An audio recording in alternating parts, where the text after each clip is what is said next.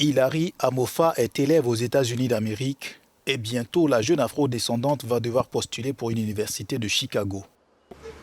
Elle est très embarrassée à l'idée que désormais, elle va devoir convaincre un jury avec son histoire personnelle pour avoir une place.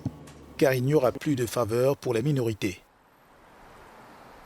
En écrivant ma lettre de motivation pour l'université, j'étais un peu perdu.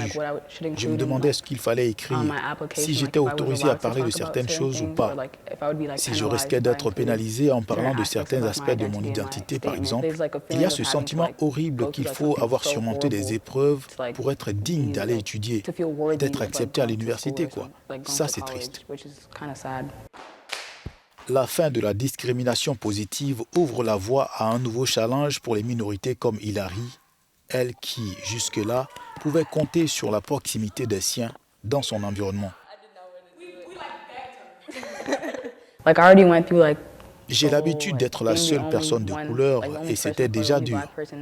Maintenant que je pense à la fac, où je vais devoir aller étudier loin de ma famille, sans communauté sur laquelle m'appuyer, c'est ce que je redoute le plus.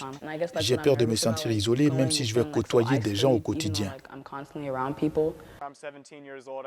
Comme de nombreux étudiants, Max Decker, qui vit à Portland, a raconté son expérience dans une lettre argumentée pour un autre choix après la décision de la Cour suprême.